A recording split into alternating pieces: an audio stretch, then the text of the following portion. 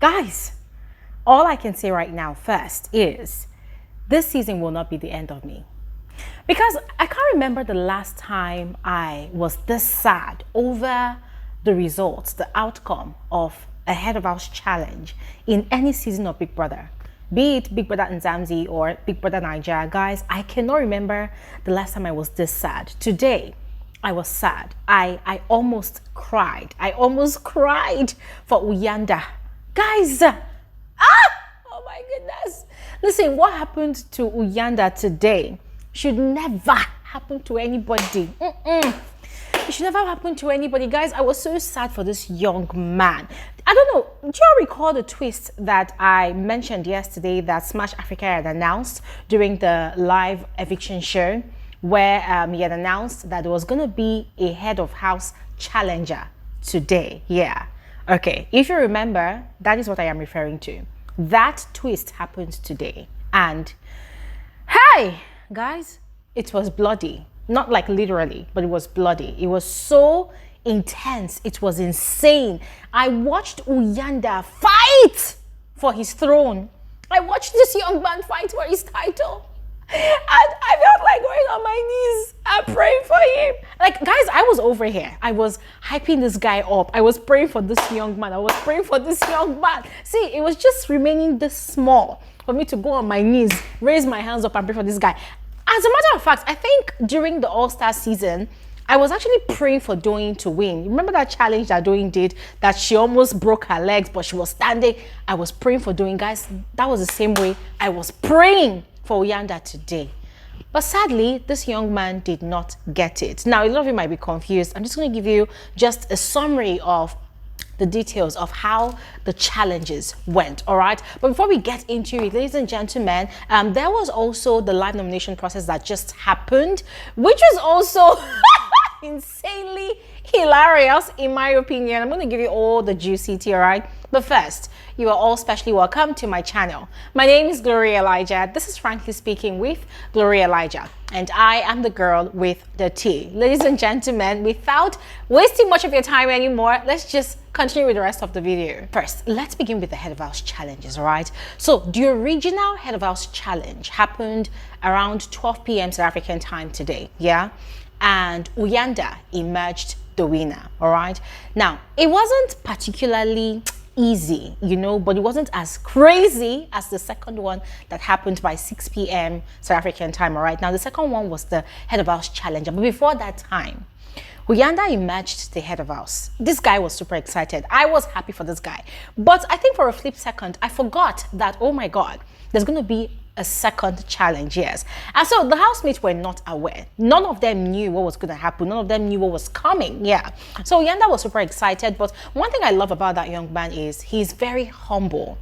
He was happy, but he wasn't rubbing it in anybody's face. Now, the person that was actually rubbing it in people's face was Abobo. He had chosen Abobo as his guest, and Abobo was so elated. This guy literally went to the head of house lounge and he was eating, what's eating? He was consuming like rapid fire. He was consuming all the treats in the fridge, in the room.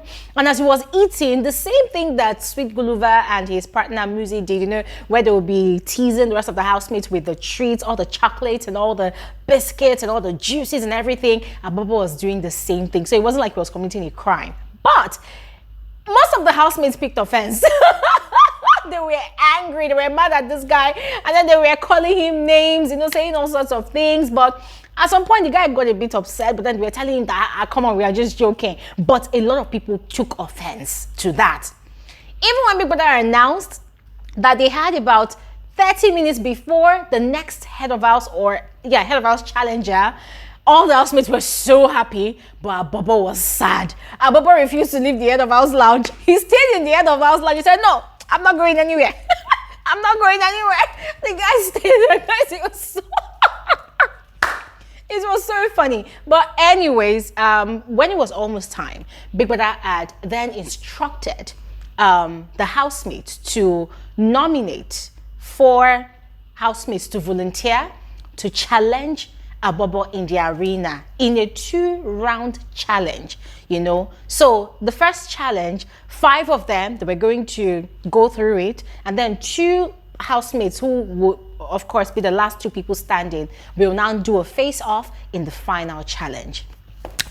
Ladies and gentlemen, hey, you see that first challenge?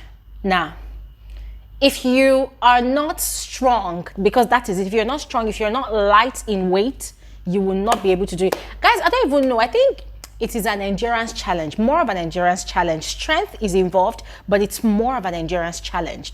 Because if it was a thing of weight, what's her name now? Nshini would have gotten it right. So the housemates argued for a bit because Mandy Hagan was trying to act so chivalric by saying that the last 4 people that, you know, that got close to the time that Uyanda got in the first head of house game, they should be the one to go. But then some other housemates felt like, no, it wasn't fair. Everybody came here with their own dreams and aspirations. So let everybody, you know, take up the challenge if they want to do it. But anyways, because they were not making headway and time was running out, Big Brother intervened, right? And so he went ahead with the initial suggestion that Mandy Hagan had actually made. So he had chosen Jojo, Swiss, and Sipali. And then he had added Nshini because she also had a time that was close to the fastest timing in the first head of house challenge. And so all 5 of them, they went into the arena. The first round of the head of house challenger. Oh my Jesus. Guys, you know how monkeys hang on to trees, right? Like you put your 2 hands, you put your 2 legs. That was how they were instructed to stand. Now the game was, or rather the instruction was that after 5 minutes, they will stay that way for 5 minutes. After 5 minutes, you release one hand. After like 2 minutes or some minutes, you release the other hand. Afterwards, you release one leg. You use one leg. I say, these people would just fall and die. But the good thing was they were all geared up. They had a helmet. They had a elbow protector and knee protectors. You know, they had to remove your mic, and they did it. And the first person that dropped off that hanging bamboo, what they call it, construction, was Jojo. Ladies and gentlemen, I already knew from the get-go that there was no way Jojo was going to scale through this particular phase because she's big. You know, she's busty and she's small. So she's big. She's more on the heavy side, you know, like she has weight. So she was not strong enough to go through it. So I think even before 1 minute, she had dropped off. And then the second person was Nshini, or Swiss, yes, Nshini, and then almost like some minutes later, not even up to 1 minute, Swiss dropped off, and then what's his name now? Uyanda dropped off, and then the last person standing was Sipali. But then the good thing was that it was going to be the last 2 people standing that would face off in the final round. So the final round was a memory challenge, and that one was indeed another challenge, yes. But at the end of it all, it was a draw. But I must admit though, Sipali was just unnecessarily dramatic all through the process of the second round. Like, this guy was very performative. Like, at some point, the ninjas had to tell him, dude, because the guy was just all over the place. I'm like, dude, calm down. And for every time he matched 2 boxes, the objects in 2 boxes, you see him doing, I'm like, bro, if you don't win this thing, it's going to be a huge disgrace for you because you're already rejoicing like you had won when you had not won. Uyanda, on the other hand, was quite chilled. As a matter of fact, I just loved the demeanor of that guy in the arena today. Yeah. But as I said before, at the end of it all, it was a draw. And so they had to break the tie by rolling dice. Yeah. So the instruction was each of them were going to roll 3 times. And then the person with the highest number would win it. Ladies and gentlemen, this was the point where I was almost crying for Uyanda. Because the first one that, what's his name, Sipali rolled, he got a 4, Uyanda got 1. The second one, Sipali got a 3, Uyanda got 1 again. And then the last one, Sipali got a 4. And then Uyanda got a 6. Guys, I almost cried. But I was so sad for this guy. Another thing that really pained me was the way Swiss kept on hyping up Sipali in the arena, and it made me really sad. And then the other 2 girls were just laughing over God knows what. I don't even know what they were laughing about, guys. I was so sad. But then sadly, at the end of the day, Sipali won, and that was how the throne and the title and all of the privileges of the head of house, you know, status was ripped off in the most cruel manner from Uyanda. Guys, I almost cried. I think I actually shed a tear for this guy. I almost cried. And then by the time they got back into the house, guess what? The likes of Mandy Hagan, KB, Nate, Ezra, of course, who is now like besties with, what's his name? Sipali. They were the ones shouting, and the way they were rejoicing, it felt like, I mean, if I was in Uyanda's shoes, I would cry.